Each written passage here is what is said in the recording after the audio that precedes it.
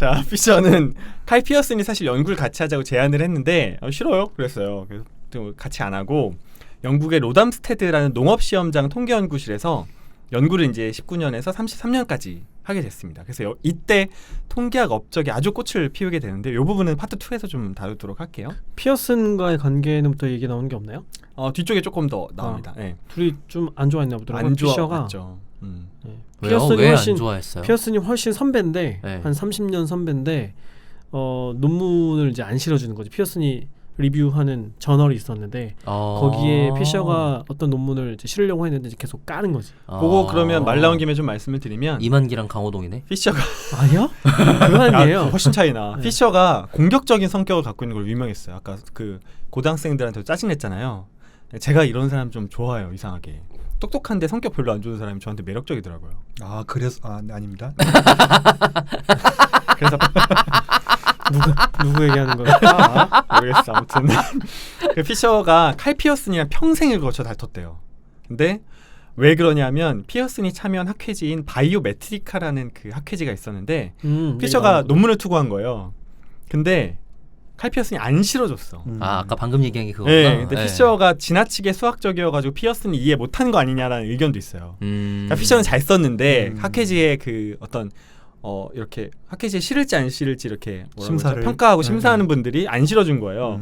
그래서 이때부터 이제 열이 받은 거지. 근데 그러니까 그 당시 약간 피어슨이 어르신 같은 거고 30년 차인데 이제 밑에 있는 애가 새로운 걸 자꾸 시도하니까 마음에 안 들었겠지. 엄밀히 얘기하면 피어슨 학교 후배거든요. 제자기도 하고. 그래요? 네, 근데 피셔는 학문적인 견해를 굽힌 적이 없대요.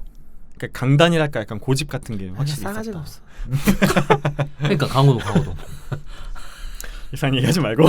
자, 1900 맞아. 요즘 네. 그 씨름판에 네. 그 건장한 근육질 잘생긴 사람 남자들이 많아서 1000만 뷰 그래갖고, 돌파했다 이래가지고. 네. 할아버지 할머니가 이런 거 이렇게 좋은 걸 그때 봤냐고 저 다시 인기래요. 어디까지 가냐? 자, 영국 피셔에서 씨름까지 왔다 갔다 하고 있습니다. 통계학 얘기인 줄 알고 한참 들었네. 아이고 나 참. 자, 1925년에는 20세기의 가장 영향력 있는 통계학 책 중 하나인 연구자들을 위한 통계 방법론. 이거는 원저로 그러니까 영어 욕심 있으시다니까. Statistical Methods for Research Workers. 이거 이제 원저로 봐야, 그러니까 원문으로 찾아봐야 좀 좋은 게 좀 있어가지고. 연구자들을 위한 통계 방법론.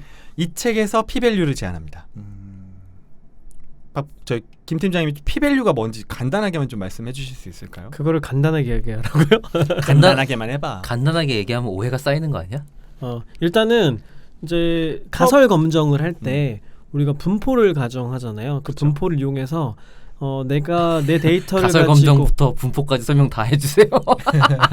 짧게만 지금 이 정도는 우리가 이전 방송들에서 네. 다뤘으니까. 일단 p-value는 probability value, 확률 네. 값이죠. 네. 우리말로는 유의 확률이라고 네. 해요. 그러니까 이거는 연가설이 참인 것으로 가정했을 때 어떤 값 이상의 극단적인 값이 나올 확률을 의미하는 거예요. 무슨 소리인지 이걸 전달 못하겠다. 이거는 그냥 정의잖아. 설명해줘야지. 파트 2에 이야기할 거예요. 알겠습니다. 그럼 비무 뒤에 가설과 네. 뭐 대립 가설을. 그래서 우리가 어떤 가설을 만들어 놓고 이걸 수용할지 말지를 판단할 때 사용하는 여러 지표들이 있는데 그중에 p-value라는 걸 연구자들이 가장 중심 지표로 삼고 있거든요. 그러니까 지금은 대부분의 실험 연구뿐만이 아니라 데이터를 활용하는 양적 방법론들은 대부분이 p-value를 활용하고 있어요. 근데 이걸 처음 창안한 사람이라는 거죠. 얼마나 대단하냐면 그 이후에 이루어진 모든 과학적 실험과 사회과학적 실험의 모든 근간을 기초를 이루는 실험 설계를 이분이 제안을 한 거예요. P값이라는. 그렇죠. 그러니까 그냥 쉽게 생각하면 통계학을 이용한 과학에 모두 영향을 미치게 된 거죠. 그러니까 제가 전공한 심리학에서도 p-value는 핵심적이고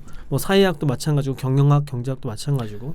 작년인가 재작년인가 p-value 쓰지 말라 아니면 그렇게 쓰면 안 된다고 그런 얘기가 있어요. 그런 논의가 논란이 좀 지금 있지 않았어요? 논란이 지금 계속 되고 네. 그리고 실제로도 그 피셔가 이때 p-value를 제안하는 건 뭐냐면 0.05면 오케이 이게 아니라 0.05면 그 다음 연구를 하기에 괜찮은 것 같다 정도 사실 그때 여기 얘기를 했던 건데. 그러니까 피셔는 이런 식으로 쓰라고 이거를 제안했던 건 아니에요. 그러니까 그래서 근데 오해들이 뒤에 많이 생겼대요. 다른 연구자들이 이런 식으로 활용하게 된 거죠. 그 가설을 채택할 건지 기각할 건지를 판단하는 용도로 아예 우리가 사용해 버리고 있는데 피셔는 그것까지 하는 건 아니고. 아니 심지어 0.05라는 기준 자체도 모호하세요. 그냥 대표 그러니까 책에다가 모든 값을 써놓을 수 없었으니까 당시에는 그 중에 써져 있던 값 하나였다는 거예요. 제가 듣기에는. 근데 일단은 우리가 P-value가 뭔지를 자세하게 얘기 안 하고 이런 얘기를 하면 혼란스러울 것 같으니까 오케이, 알겠습니다. 여러분 기대하시면 좋을 게 저도 연가설 혹은 규무가설 혹은 뭐 대립가설이라고 부르는 그 가설 검정에 대해서 이해가 정말 안 가는데 피셔 생애 배우면서 학습하면서 파트 2에 나올 거거든요. 홍차 이야기를 통해서 우리가 이거 뭘 얘기하는 거구나, 왜 P-value가 중요하구나 하는 거 뒤쪽에 좀 다루도록 할게요. 어쨌든 듣고 이해 안 가면 얼마나 자괴감이 들까? 조용히 임마. 자, 그게 진짜 얼마 아니라 안 됐네 근데 아니야. 100년도 안 됐어요. 통계는 굉장히 짧은 역사인 항목이에요. 1925년에 나온 현대 책이어서. 통계학, 네. 현대 통계학, 실험 통계학 이렇게. 진짜 그러니까 역사가 짧아요. 그러니까 이 피셔 이후가 제대로 방법론들이 정립됐다고 보는 게 분기점이 맞죠. 되는. 네. 그러니까 이렇게 보면 좋겠죠. 우리가 통계학을 크게 두 개로 그냥 후려쳐 나누면 기술 통계학의 범위가 있고 추론 통계학의 범위가 있는데, 기술 통계학이 뭐 더하고 빼고 평균 내고 이런 거지만 이제 추측 통계학, 그러니까 모집단을 추정하는 추정하는 작업들. 이 작업은 말씀대로 100년 뭐 남짓 이렇게밖에 안 된 거죠. 자, 그래서 사실 그러면 엄청 빨리 발전한 거죠. 그러니까. 그러네 생각해 보니까. 근데 사실은 우리가 이야기하고 있는 머신러닝이나 딥러닝 이런 것들도 다 거슬러 올라가면 통계학 기초부터 시작되는 이론들이 많으니까 아주 중요한 개념이죠. 1926년에는 농업 부문에서 실험 설계에 대한 최초 논문을 출간했습니다. 조금 쭉 읊어드릴게요. 1929년에는 수학자로서 왕립학회의 회원이 됐고요. 왕립학회는 영국의 과학 아카데미 역할을 하는 단체죠. 뉴턴이랑 뭐 이런 분들 아닌가요? 네, 맞아요. 그렇죠. 제가 영국에 그 컨퍼런스 간 적이 있는데 왕립학회 장난 아니에요. 거기서 발표하신 분이 딱 나오는데 우리가 흔히 보는 바인더 있잖아요. 바인더에 왕관이 딱 찍혀 있는 거예요. 바인더? 그 바인더, 파일철 같은데 딱 나왔는데 왕관 네. 로고가 그 학회 로고. 학회 로고가 딱 찍혀 있고, 그 정말 영국의 엘리트만 쓰는 영국 발음 같은 게 있어요. 포쉬라고. 나가는데 와, 사람들 정말 다 그 발음만 듣고 있어. 멋있어가지고. 그 발음하는 사람들 배우로 고용하기 되게 어렵다고. 네. 그 뭐죠? 그 판타지 영화 유명한 거 보니 갑자기 존 스노우 나오는 거. 왕좌의 게임. 왕좌의 게임에도 그 발음할 수 있는 배우들 찾고 이런 거 되게 노력했다고. 베네딕트 컴버배치가 유명하게 포쉬를 잘하는 사람 중에 하나예요. 그냥 영국 영어가 아니라 또 다른 그 엘리트의 안에서 귀족, 상류층들이 하는. 네. 귀족 영어 하는 발음이 따로 있어요. 그래서 영국 영어도 하층, 거기는 계급이 있으니까 영국은 지금도 그 이제 블루 칼라가 하는 영어랑 엘리트가 하는 영어랑 완전 달라요. 그러니까 영국은 일단은 뭔가 왕권의 힘을 등에 업어야. 네. 아니 거기 피셔 집에 가면은 그 무슨 헤리티지라 그래서 되게 유명한 업적이 있는 집들의 인증 마크 같은 걸 찍어놨거든요. 집에다가. 네, 그것도 이제 황실에서 이렇게 해주는 거예요. 그 피셔는 그 업적을 인정받아가지고 가면 엄청나게 큰 마크가 집 벽에 담벼락에 빡 찍혀 있어요.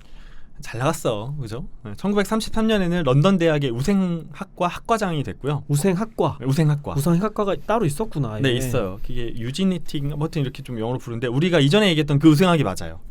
그러니까 우생학은 앞에 농업 부분에서 실험 설계에 대한 최초 논문을 쓴 사람이라면 관심 있을 법도 한데요. 그러니까 우생학이 정의를 보면 종의 개량을 목적으로 인간의 선발 육종을 찬성하는 생각이어서 조금 이제 우리가 논의에 비판점이 좀 있잖아요. 근데 히틀러지 뭐. 근데 이제 농업도 보면 좋은 종자를 뿌려서 생산량을 늘리고 뭐 그런 거랑 좀 맞닿아 있는 거죠. 박 박사님 말처럼. 자, 그리고 이 우생학이라는 건 뭐 1883년에 영국의 프랜시스 골턴이 처음 창시해서 영국으로부터 뿌리가 좀 있기도 합니다.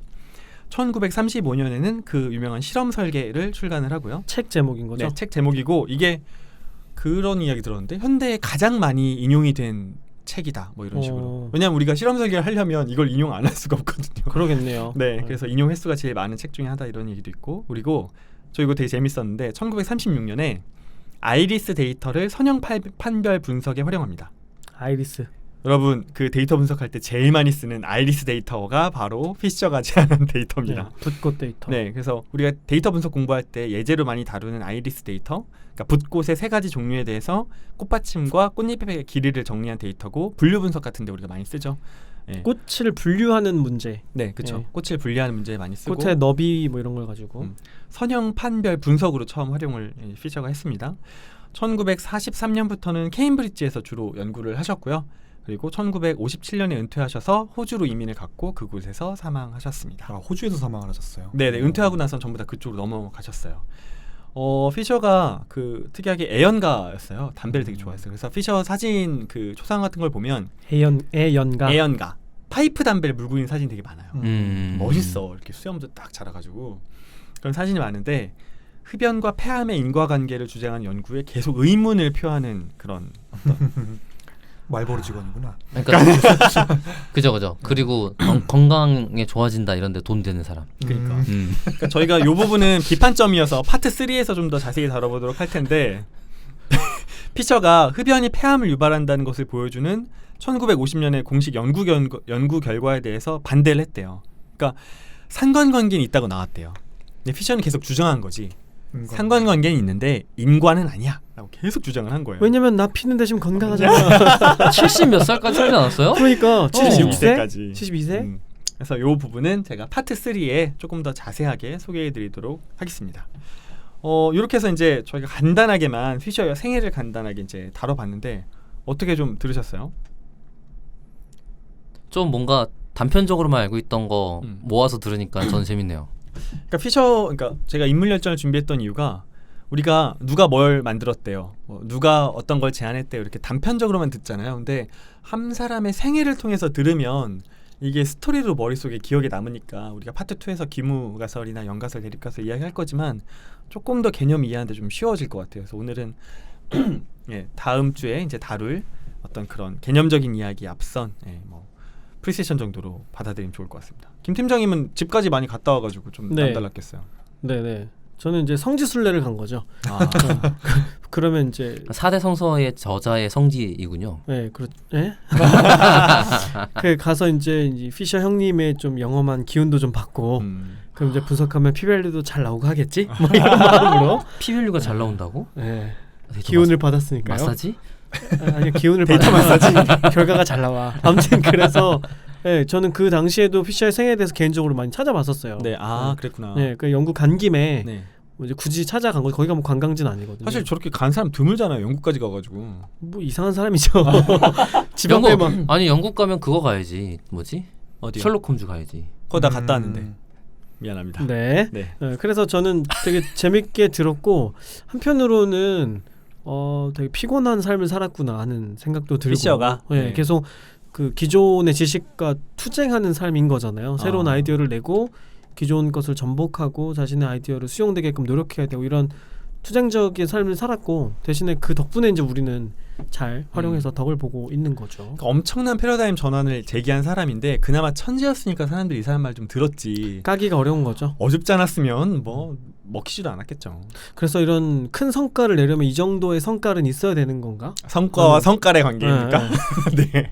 그런 생각도 좀 들었어요. 다른 사람 또 누가 있어요? 뭐가 성깔 안 성깔 좋아? 있는 성과를 낸 사람. 비트겐슈타인. 아니야 그 너요.